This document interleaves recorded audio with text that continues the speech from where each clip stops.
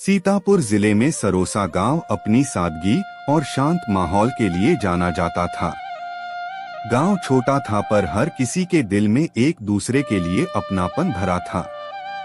गांव की सबसे खास बात थी उसका चौकीदार, बुजुर्ग मगर फुर्तीला नंदलाल। उसकी मूछें जितनी घनी थी, नजर उतनी ही तेज। नंदलाल गांव का पहरेदार था, लेकिन बच्चों के लिए वह दादा समान थे और बड़ों के लिए एक भरोसेमंद साथी।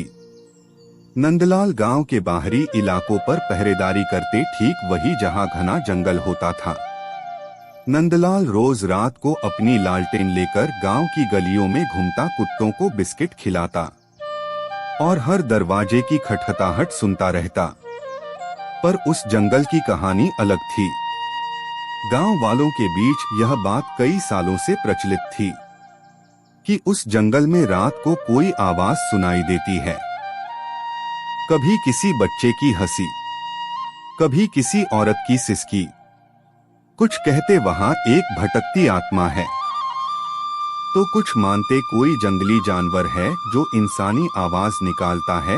नंदलाल इन बातों पर हंसता था, लेकिन उसकी आंखों में एक पुराना दर्द छुपा था। असल में 30 साल पहले उसका अपना बेटा उसी जंगल में खो गया था और आज तक उसका कोई सुराग नहीं मिला था।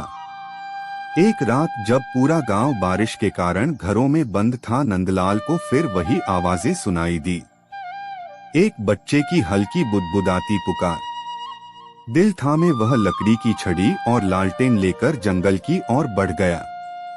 रास्ता फिसलन भरा था, पेड़ हवा में झूम रहे थे और हर झाड़ी से लगता कोई देख रहा है। नंदलाल बढ़ता गया। अचानक पुराने पीपल के पेड़ के पास उसने कुछ देखा, एक रोशनी और फिर एक बच्चा जो हूबहू उसके खोए बेटे जैसा दिखता था।